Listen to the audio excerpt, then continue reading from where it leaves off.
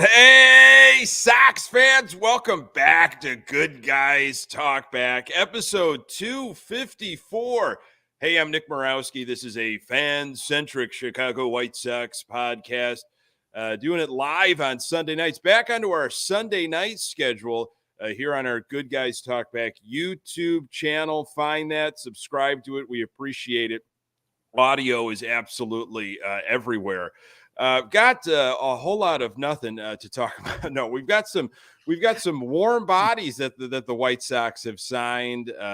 There's a hint at the promo schedule dropping very soon, and a whole bunch of other fancy. Yeah, get excited. With me, as always, my very good friend Pat Hester. Hello, sir. Nick, the flurry and splashes continue from Chris Getz. I'm ready to put out there, the tweet, Chris Getz with the greater than sign. Rick Hahn. Okay. You think it's too early to call it? Well, here's the thing, Pat. Are you looking at quality, quantity? Just quantity. Just, minor league deal. As many as you can sign. As many people as you can sign to 1 year, $1.1 million deals, then I think that equals success. Yeah. Here are the Dodgers, just before we fired up this episode, Teoscar Hernandez, a gentleman that I know a lot of folks were like crossing the fingers. Maybe the Sox are really going to do it. Maybe they're going to get a proven outfielder to fill that void out there in right field.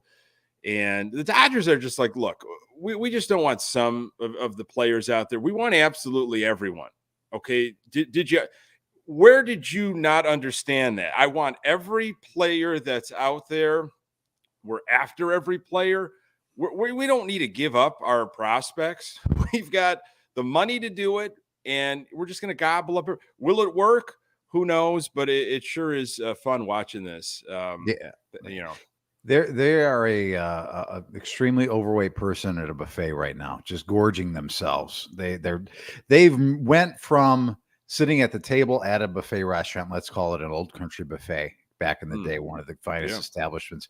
By the way, if you ever catch me at a bar sometime, I did take a date one time out to Old Country Buffet. I may have mentioned this on the show before. Yeah. That didn't work out. Anyway, the Dodgers are that fat person that just took the chair, went right up to the buffet and sat down. They've got the handkerchief or the napkin tied around their neck and the fork and the knife in the hands, like the old cartoon. And they are just gorging themselves at the buffet, not even taking a plate back to a table. That's who they are. And they almost maybe dessert first type of people, that go right to that soft serve, that all you can handle. You can do soft serve whenever you want. You shimmy that right in the middle of the meal if you want to. Why would you have to wait? It's there. Exactly. That's what the Dodgers are saying. It's like, you know what? I'm just going right for the fun stuff.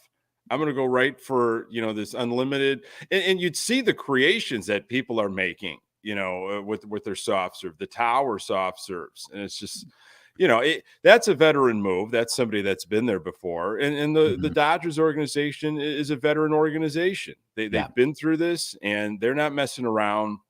So, and they make nice cones too. So they're the people that used to work at like a Frosty Tips or a Dairy Queen, and they do a really good job of making the cone.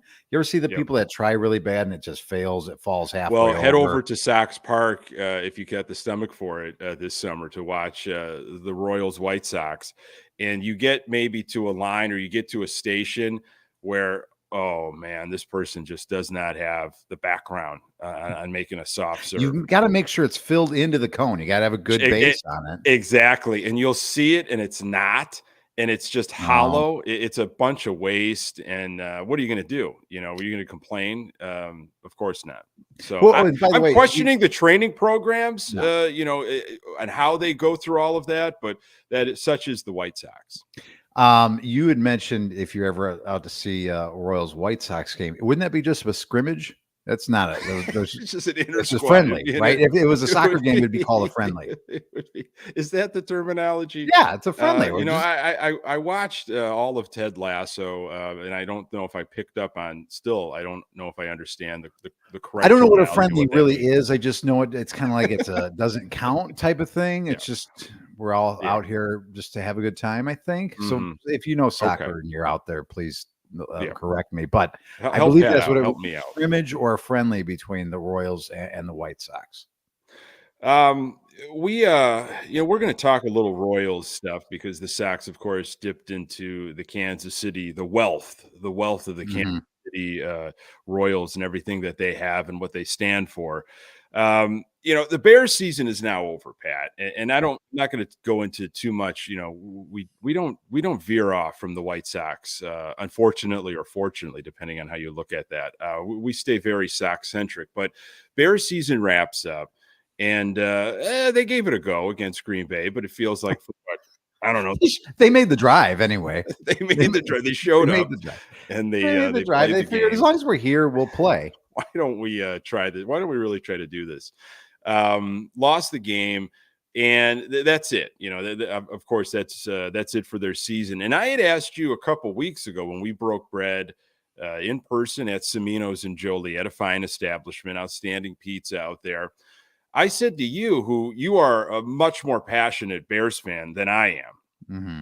I said, well, if you're going to be bullish on, of course, Gavin Sheets, but also a team, perhaps the Bears or the White Sox, who's got a brighter future right now. And you said, without even blinking, without even taking a breath, Bears. I was wondering if you could just kind of expand on that a little bit more. Well, I mean, it's going to be a fascinating. You talk about the offseason the Sox have had, which has been bland to say the least. It's just more about who might be traded, who might be the next to go, and what you get back to those people. So you kind of are expecting what has happened to happen, right? A lot of 1-year deals to just warm bodies coming in, just placeholders really for maybe this wave of some younger talent that's in the minor leagues. I was reading a little bit about some of the prospects that are in the system right now and some of the upside on those folks, but it's just this holding pattern. So there's not really much that you can, put your thumb on and go, okay, this is going to be where the Sox are going to be at next year. And I can get excited around this and I can see the build. Right now, it's just kind of, bleh, it's very bland. With the Bears, it's a little bit different of a story just because you can see the foundation that has been built from a 3-win team to a 7-win team, which is an improvement. The arrow is going up. There's a ton of cap room in terms of spending that you can make this offseason still, even with probably having to resign some guys. And the options you have in terms of the draft and the young talent that's there. So you have 2 picks right now in the top 10.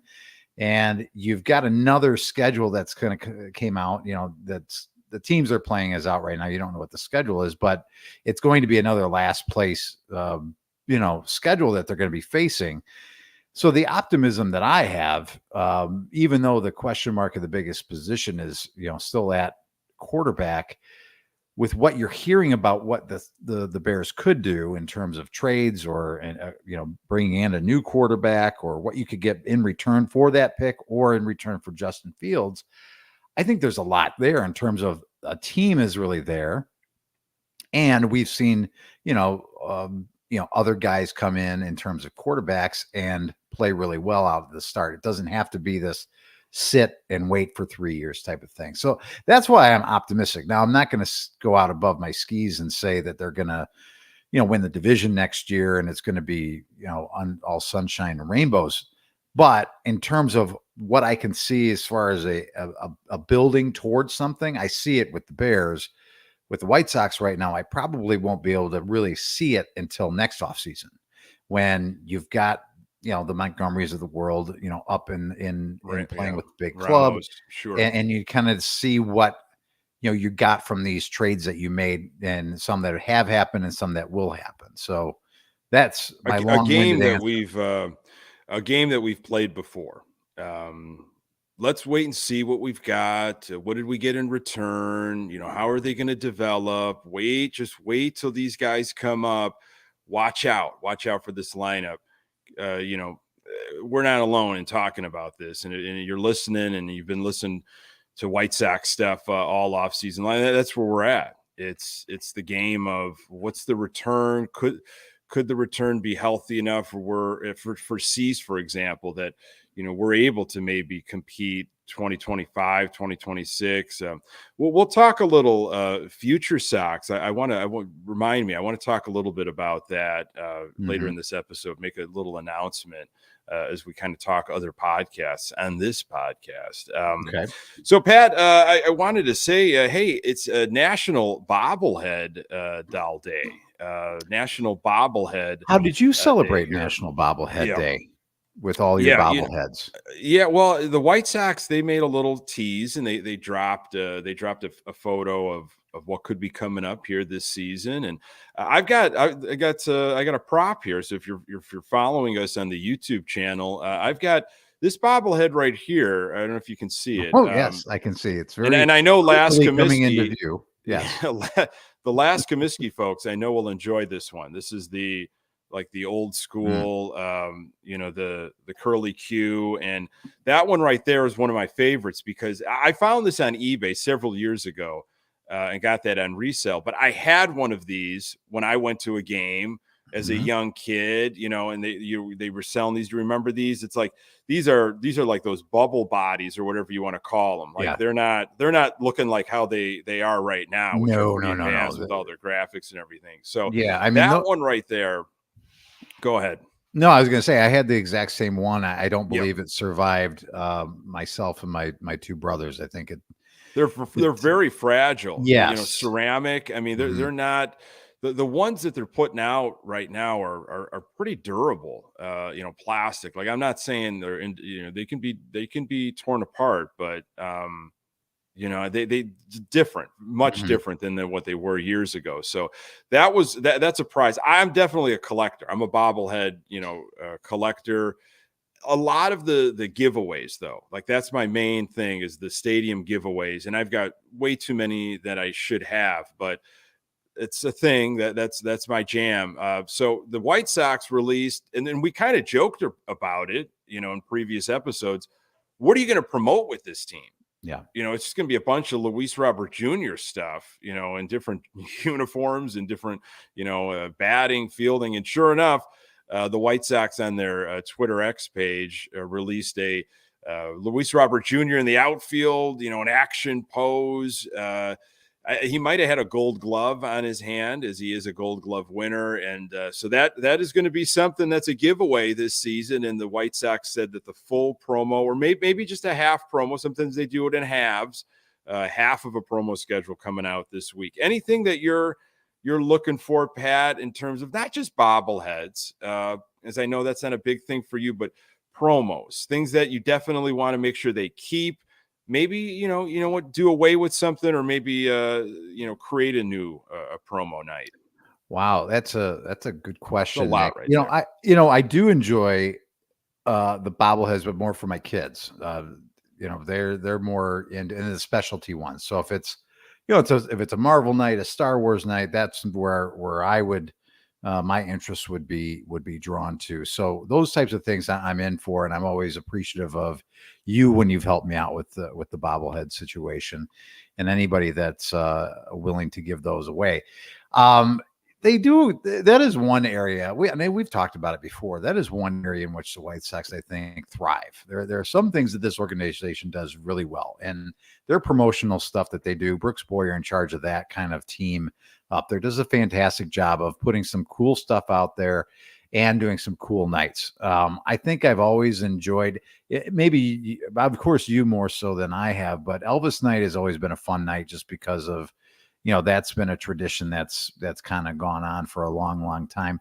I know a lot of people, and you as a huge dog person, love dog days, and they do multiple of those. So those are fun for people with dogs. I think that's a great thing to continue to do. I don't personally have a dog, but I know that those that do and are enthusiasts of them, again, as you are big dog day type people. I do like the specialty. Yeah. What's that? You can do away with Dog Day, but you as can? Sydney said, bring back Dollar Dog Wednesday. Get rid of the bring your dog to the game. Bring back Dollar Dog Wednesday. Well, you could do that, and you could bring back. I think Coke is the official soft drink, so you could bring back, like, I think it was half price Pepsi night. You could years half ago, price Coke night, yeah, which doesn't sound real good. Get some half price Coke. Anyway, Why not? I'll move on from Why that. not over there? Yeah. But yeah, I mean, I don't go to games particularly because of the promotional schedule. That's never been. That's I'll where look you and at I it, are Nick. so different. Yeah. I'll look at it and be like, oh, I wonder what the promotional night is. I think a standard that should never go away is the fireworks nights, because even if the team is terrible, if you want to go out and just enjoy a really good fireworks night at the ballpark, they put on a spectacular show. So of all the things that they do, I hope they would never do away with fireworks night. I don't know. I think is it Friday nights or Saturday nights were the nights they would traditionally do it. Friday nights. Yeah. Friday night. Yeah. That is still a good time, and it's usually, especially for someone with kids, is something I would always look for them to keep. But you're much more, eyes to Twitter on when they release a promotional schedule. I know you're a Hawaiian shirt, big White Sox Hawaiian shirt guy. I hope they never get rid of that on your behalf. But yeah, I mean, whatever they do, and if I'm there for it, great. But I'm not going to go to a game based on a promotional night. Well, I'm not going to say you're wrong, but you fan how you want to fan. I can get say it. I'm wrong. You don't forget, by the way, your resolution is to be positive. So make sure that. And I'm going to be positive. Me too. I'm gonna be positive in my thinking of what they could do here this upcoming year, because we know you're not going to the ballpark necessarily to see the games. Okay, you're going because out of habit, to hang out with your buddies in whatever section you're at, because it's just what you do with your family or whatever. And maybe you do want to see the progress, but I don't even know what kind of progress you're going to see from certain guys, because I don't think they're going to even be around either midway or next year. But promo wise, what I'd like to see them do is kind of flesh out the statues on the concourse. I'd like to see a Burley statue. He does not have one. He's got a retired number, but he doesn't have a statue out there. And you've honored him with this White Sox charity tarp bobblehead. Speaking of bobbleheads, this past season, get that statue, man. I'd love to see that unveiled. Now, going in that same theme, years ago, they would release miniature statues as a giveaway. They had Billy Pierce, Fisk. They did Konerko right away, Frank Thomas. I'd like to see them finish that off. Where's the Baines mini statue? Short. They did stop short. That's that can really rub people the wrong way. And they did a mini Minoso, but where's the Fox and Appling, the Harold Baines? I'd like to see those. So continue with those, finish it off. As someone who's a collector, and I know there's a lot of people out there, it leaves me unsatisfied. I need to complete the collection. You need to finish it off. Okay. And then this is what I've been banging this drum for a long time. Retire Ozzie Guillen's number, like get that as a day, an Ozzie Guillen day. Retire the number, and it's bound to happen. Maybe they're waiting for 2025, the 20th anniversary of the World Series. But that to me, if you're going to get fans in, that's, I think, a great promo day. Yeah, certainly. Is long overdue. As we've talked about a lot on this show. It's just interesting that, you talk about the things that they didn't finish doing. And it's like, it's right there. That's an easy idea with the other statues. It's like, we don't have to think real hard about this. Let's just complete this and we can kind of check that box. So, that would be nice to see for collectors like you to have that done. And an Ozzie Guillen day, if you're looking for a day to fill the ballpark up, that's an easy one, right? And it doesn't really take a lot of thought. And you just go, okay, we've only had one manager in the last 100 years to win a World Series.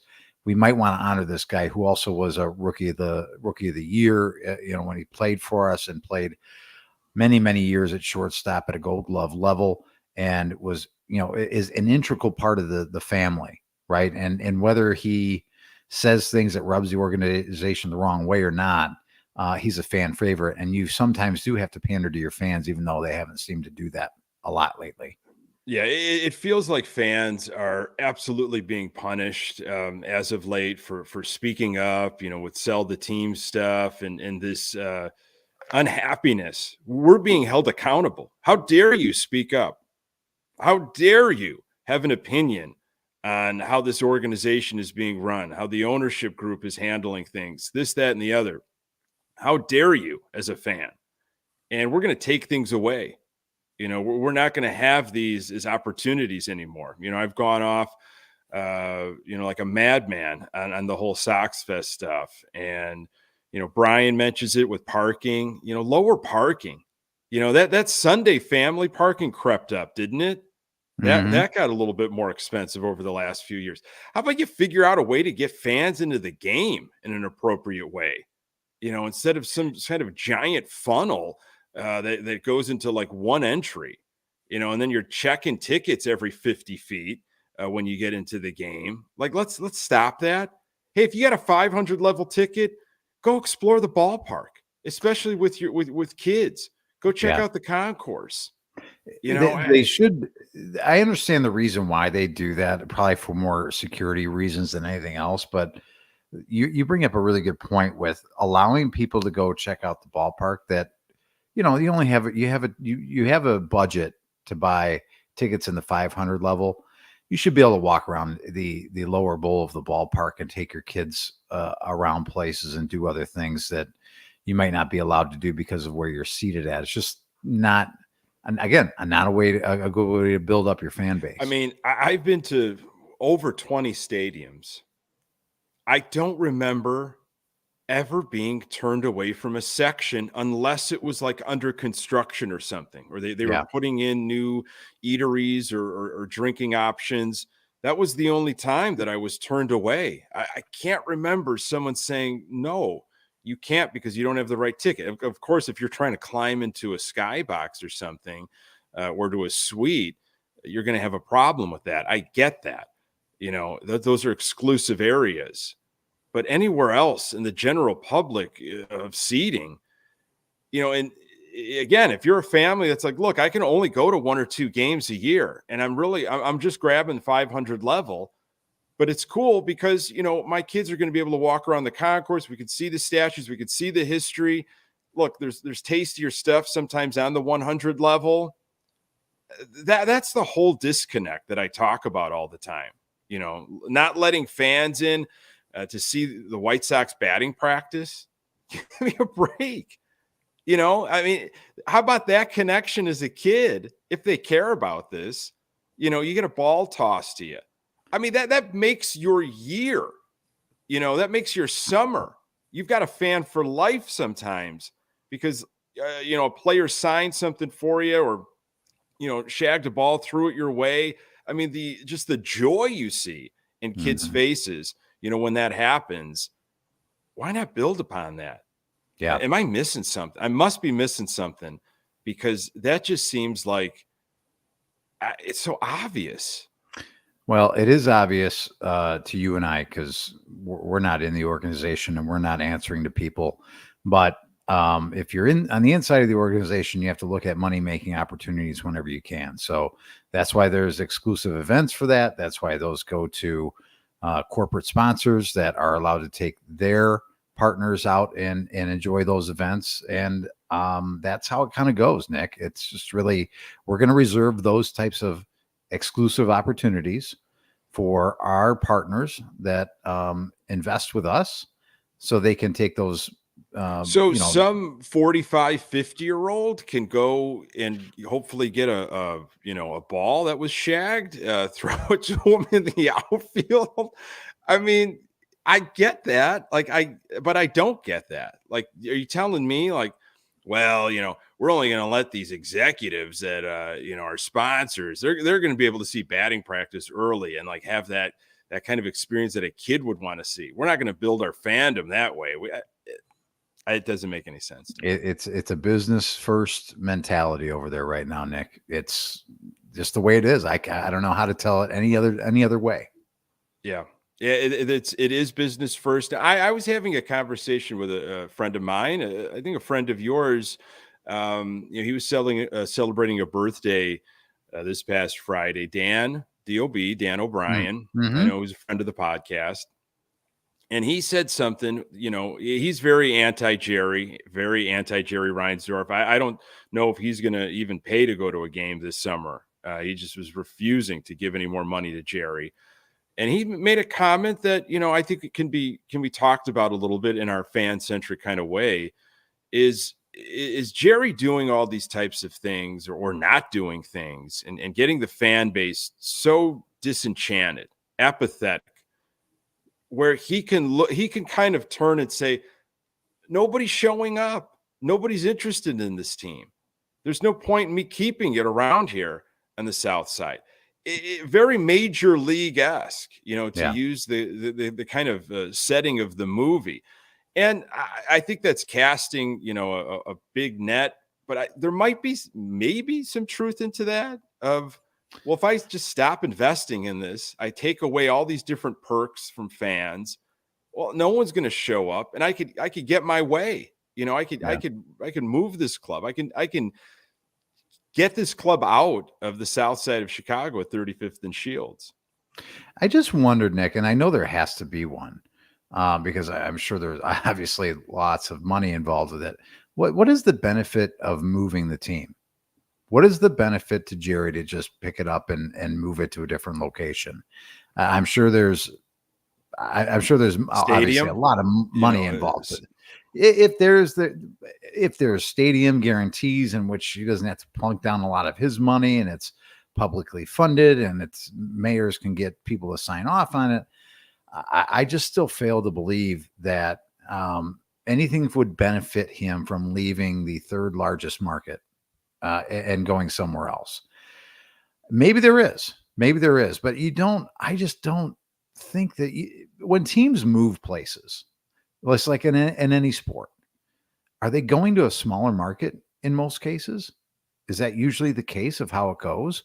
I don't know. I could be wrong, but I don't see teams going, all right, we're going to go take the A's. They're going to be going to Las Vegas, right? I would have to imagine, even though you're looking at basically the San Francisco market, I don't know what would be a bigger market, but there's a ton of money and an opportunity to move out to Vegas especially with the stadium deal. So maybe that's a bad example. I don't know, but you wouldn't hear of like the Mets saying, you know what, we're going to move to Nashville. We're tired of being the second fiddle to the Yankees. We're leaving New York City and we're going to Nashville because we can get us, again, bad example because Citi Field is relatively new. And I don't think their owner would ever operate like that. Yeah. And would you see, the Dodgers going, you know what? It's been fun out here in Los Angeles. We're going to go to Palm Springs. Yeah. Let's move it out and go to a different market.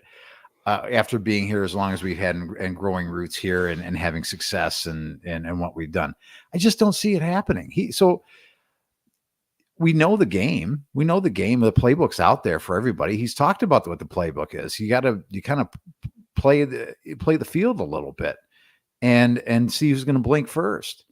And if it came down to it this time, I would say, friend, this is the deal to stay.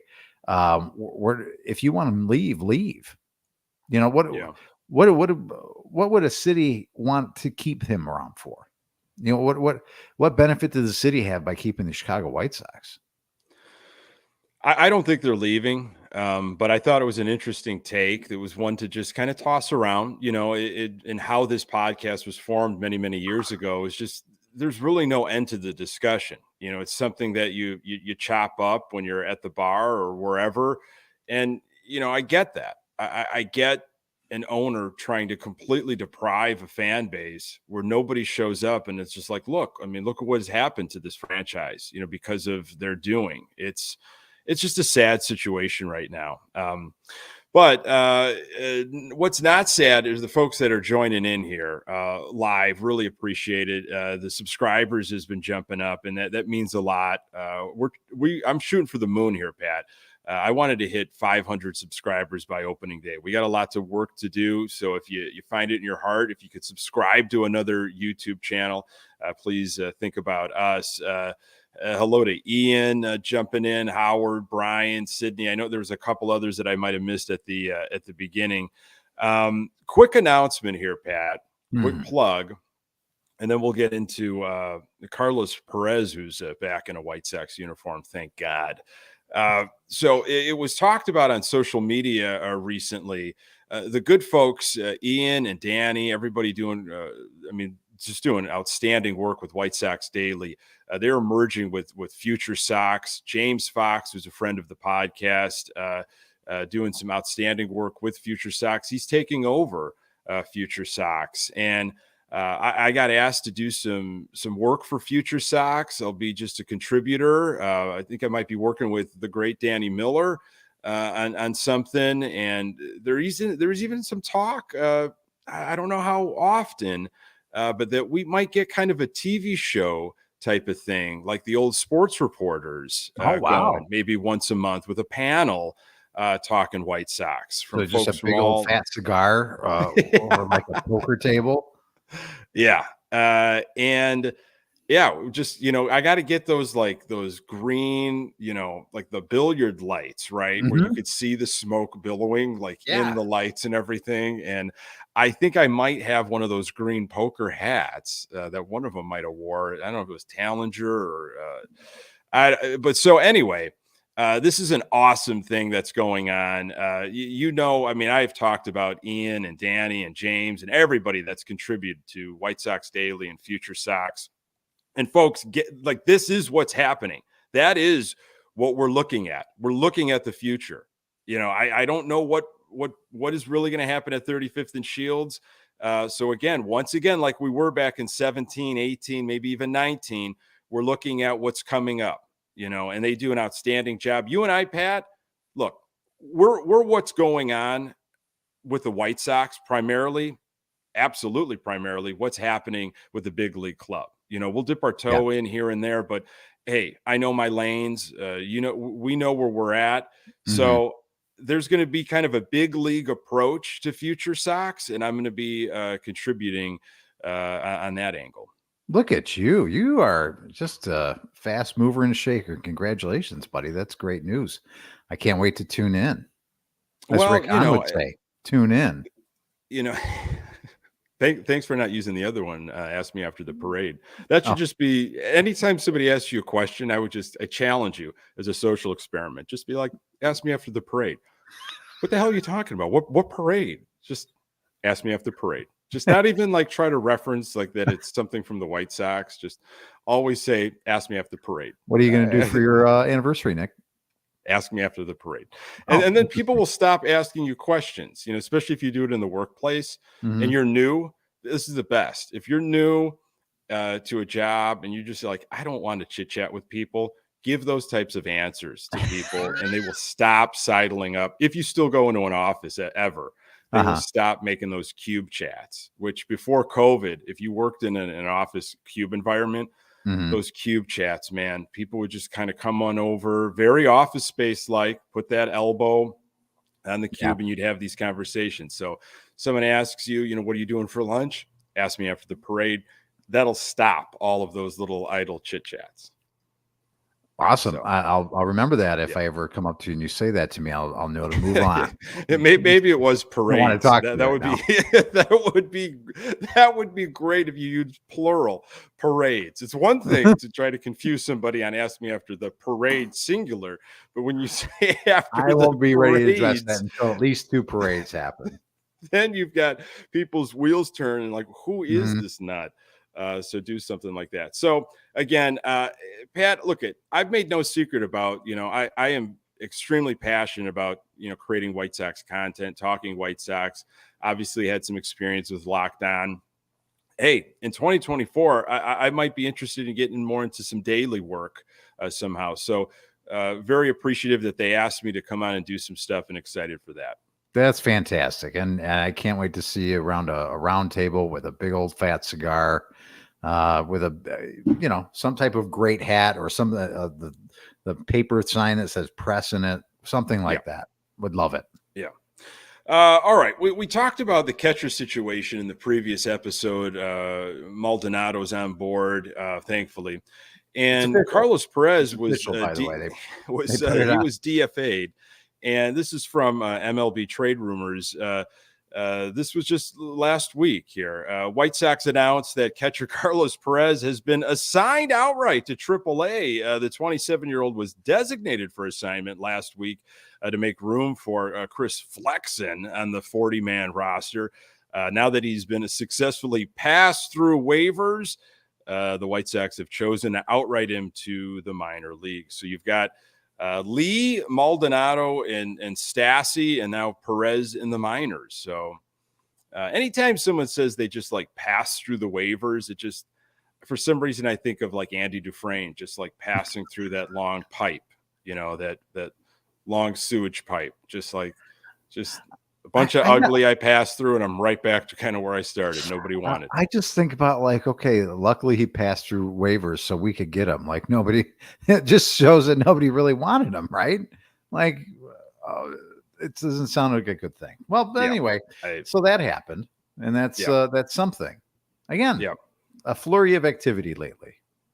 More activity. Another former Royal outfielder, Brett Phillips, has agreed to a deal with the White Sox. Energy guy. And so, I don't think his slash line is very tasty. I don't think. Can you give me? Do you have it in front of you? Or I don't. I didn't even bother because I just.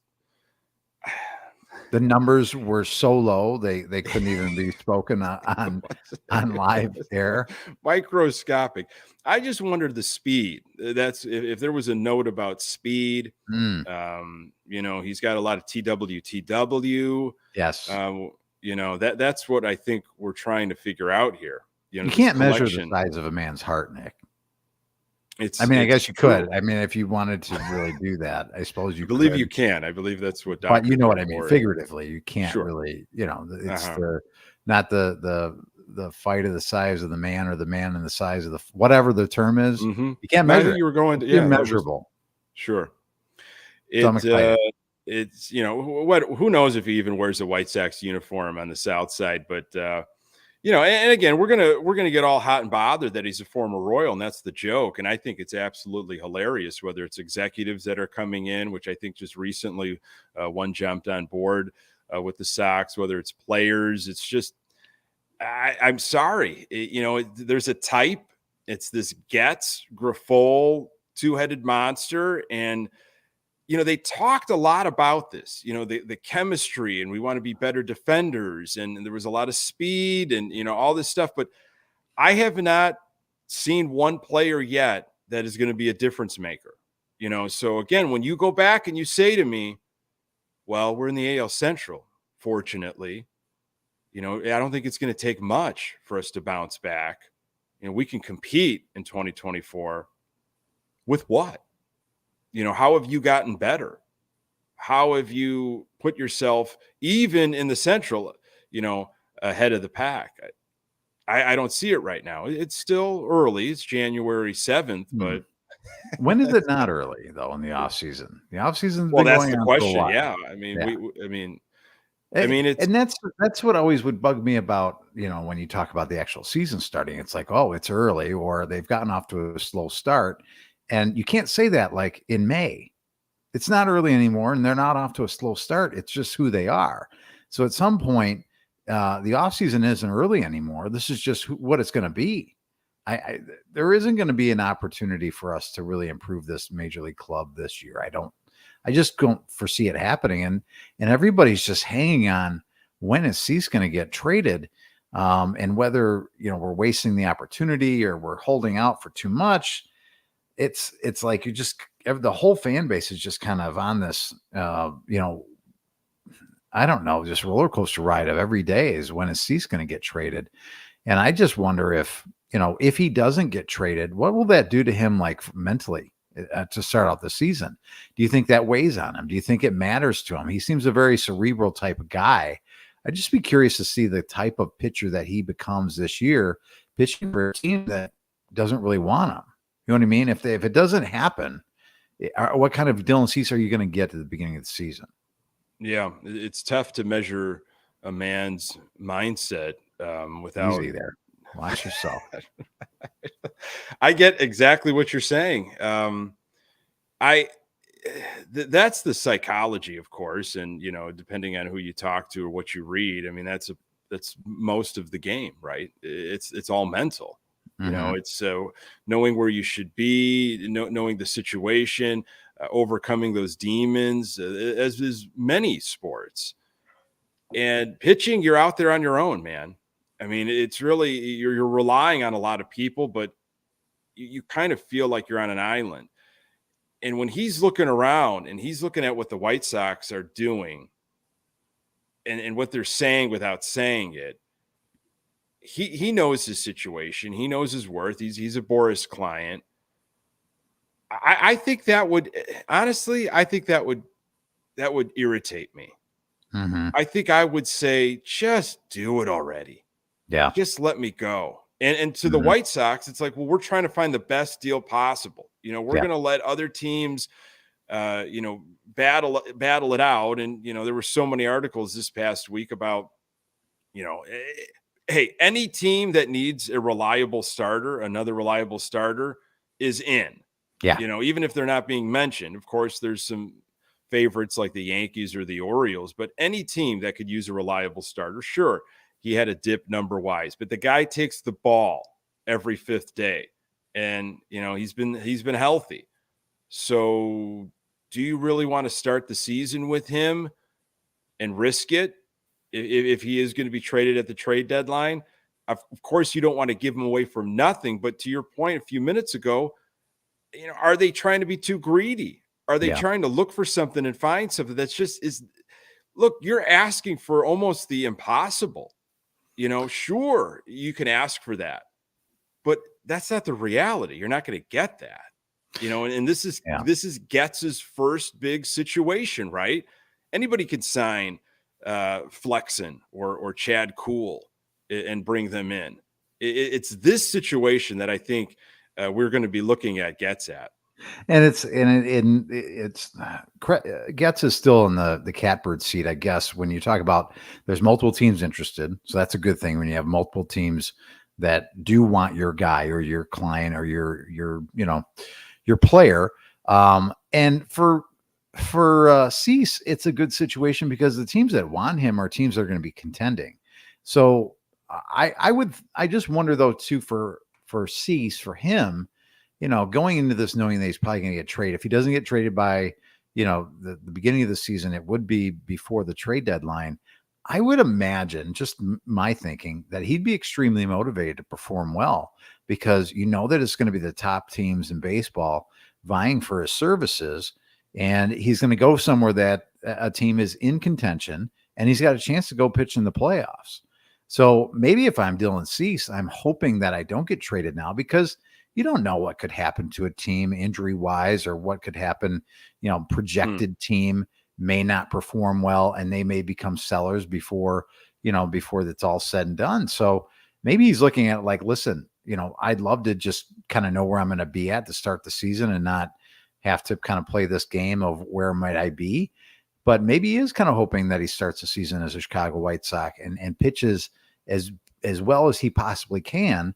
And then he's going definitely to a team that's in contention. That's probably also going to be, because the teams that are in contention are usually teams that, are motivated to sign people, right? If you pitch well and look at this, I like that. I think that makes sense from Cease. What if he stays on the White Sox? Again, hypothetical, who knows the right answer, but maybe you could speak just from your fan perspective. He stays with the White Sox to begin 2024. There's some health. There's some success from Moncada. I'll try to say that with a straight face and be positive. Vaughn, maybe your guy, maybe improves. Mm-hmm. My guy. Robert does what Robert has been doing. Maybe Eloy Jimenez is still around. And, it's difficult to talk myself into it because I don't know what the starting rotation is going to look like. But what if the Sox are hanging around, near the top of the AL Central? Oh my gosh. And you can't really are sticking to this New Year's resolution, aren't you? I told you I'm going to try to stay positive. This is how I also think. I can be very just, black and white. And in this situation, it's kind of negative with this team. But what if they are by the trade deadline? They're within a few games of the top of the Central. Now, you can't give me the line. Getz can't say, well, we're not playing for the Central. We're actually playing for bigger things. No, you're not this year. You might be talking about maybe beyond. So if you're a few games away from the division, you're going to flip C's still. Wow, that's a big what if. If you're having that type of season, because there's still another year of control, right? There's 2 years of control. So you could theoretically say it's so odd for me to think that the Sox could be in go for it mode and go from right now we're at the beginning of this, before the season even starts, and they're talking about being sellers to, can we be buyers by the trade deadline? I don't envision that. And I also, I don't know Getz. I don't know where his head's at. Like if it was Kenny Williams, you would kind of know. Kenny was always in kind of go for it mode, even if it was at the expense of getting rid of players that were your future. Sure. And getting guys that really were well past their prime, but he thought he was the last piece that was going to put us over the edge. Kenny was aggressive in that way sometimes. Rick seemed very calculated. And when he got the reins and was able to make some decisions, not every single one, as we've come to find out, but he wanted to almost be like everything had to be perfect before he would move some chips around and get into the game. I don't know how Chris Getz operates. I'm really this is a telling situation, this Cease thing of how he might operate in the future. Like this is his big. This is the big one here. This is the biggie. If you're looking at it, Nick, and you're like, okay, this team's not very good. I have 2 eyes. I can tell this team's not very good, but somehow they are, within striking distance or maybe a game or 2 up in this division. I can't even believe I'm saying that. I think Chris Getz would look at it and go, and again, I have no idea. I'm just imagining, like, listen, this is fool's gold. Let's not get caught up in what this is right here. We know who these players really are. I know who this pitcher is. And maybe there's some building blocks that are here now, but if I want to add to those blocks that I have to move off this pitcher and almost white flag this season, which the fan base would probably be irate, but I would think that that's the way baseball is these days. It's like, let's not get caught up in maybe something that's not real and mortgage our future and the opportunity to do something to build us for some sustained success, which this team has never experienced. I don't know. Maybe I'm crazy, but I feel like maybe I'm just jaded right now. Baseball. We're talking White Sox baseball on January 7th. We are nuts. Okay. We're crazy. And it's okay to be crazy. We got a bunch of folks that are kind enough to join us here live on the YouTube channel. Folks that are going to be listening to the audio. We're all crazy. We're all nuts here because we're Sox fans and we're passionate about it. And these are the type of conversations we have even in the dead of winter. We might not even have to worry about it. Fangraphs came out with their very early projections. I love projection season. I do. I love all kinds of projections. I love all the different types. This one is an early one from Fangraphs in the order of the Central. And our bet doesn't look very good right now, Pat, when we got in plus 3,500 on the Sox winning the division. Fangraphs has the order as Twins, Guardians, Tigers, Royals, White Sox. We can't even. Well, the Royals, White Sox. That's a same. same. It's last, but it's the same. It's a same high. Same thing. The White Sox whisperer. Last place. That would make me so happy. If they tied. The whisperer, Bob Nightingale, had something in the USA Today. Tell me it was something about Tony La Russa still being involved in making sure that we want to make sure that everybody knows that Tony is here and available. It was 8 paragraphs on Tony, and then there was a little blurb here on some predictions. Again, projections.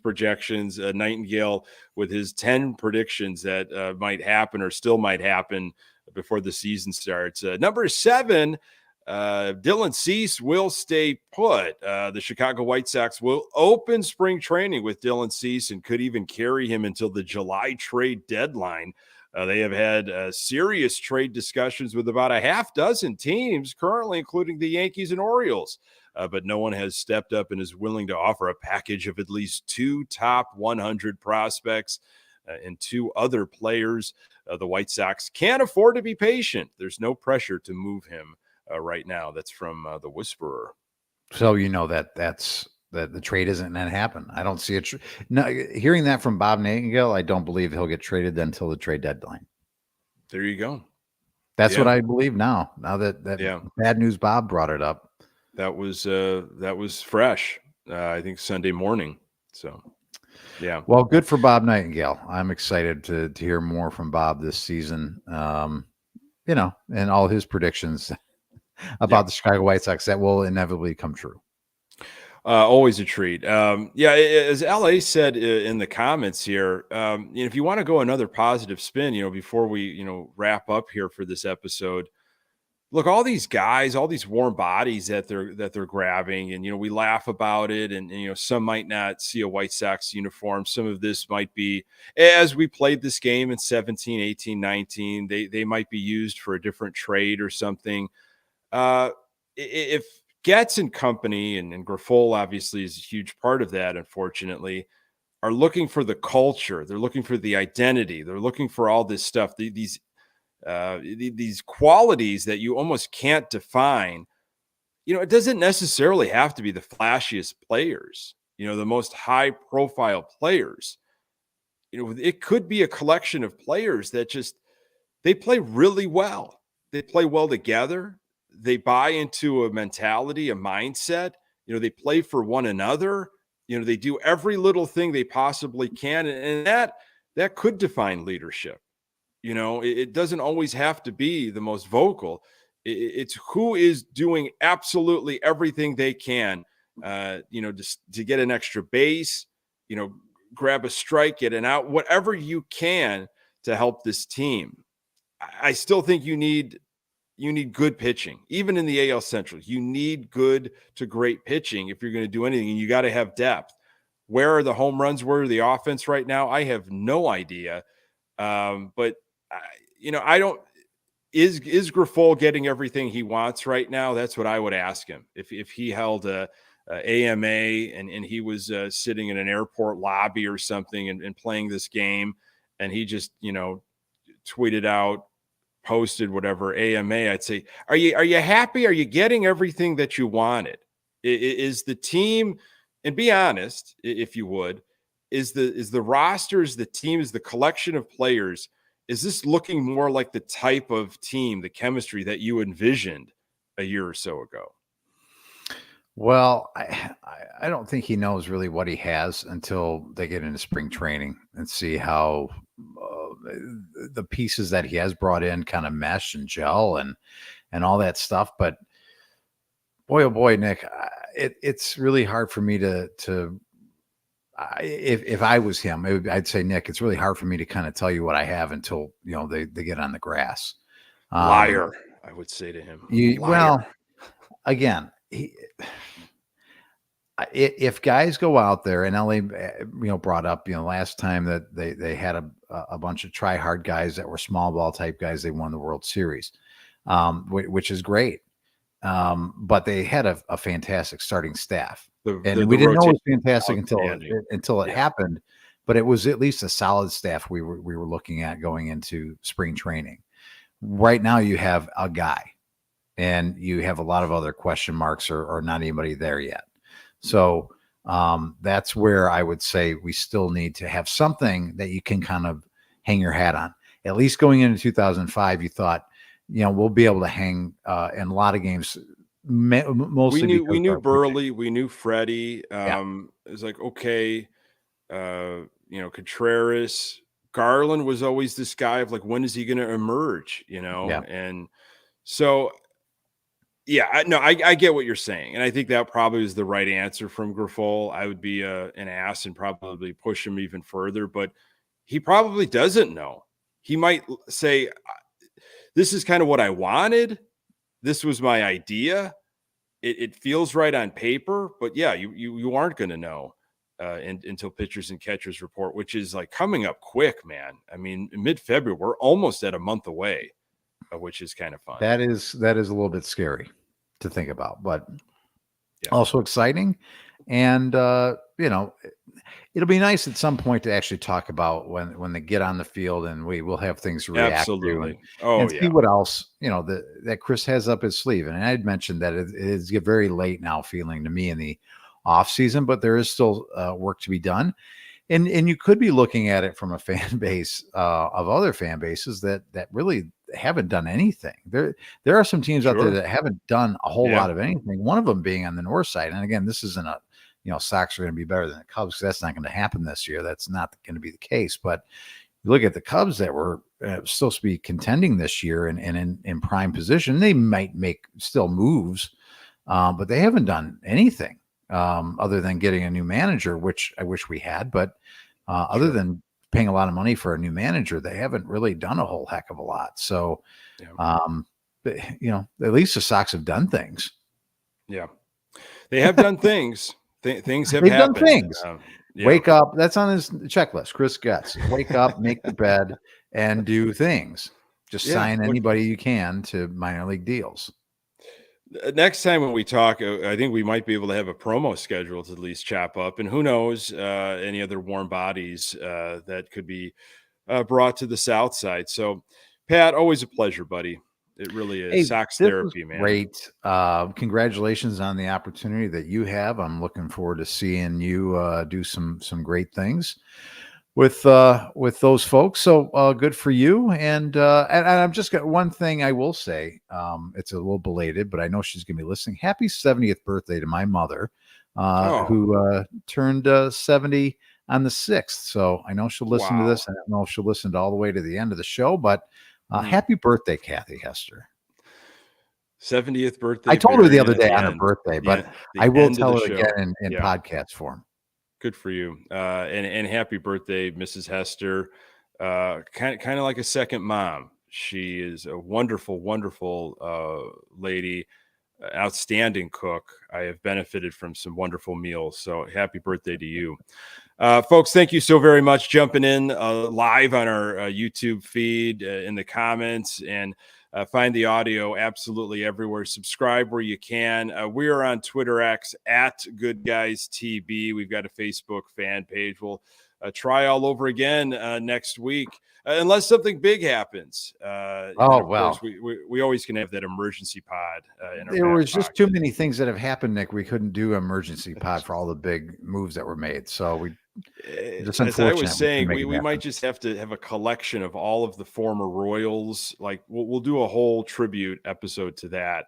Kind of like they do at the Oscars, where they just name off all the people that have unfortunately passed away. We'll just do a whole just name all of the Royals that are now on the White Sox, the former That's Royals. A promotional night. It's Royals night. It's Royals night. It's another idea. We're just throwing these out for free. So again, thank you so much for joining us. For Pat Hester, I am Nick Murawski. Until next time, go Sox.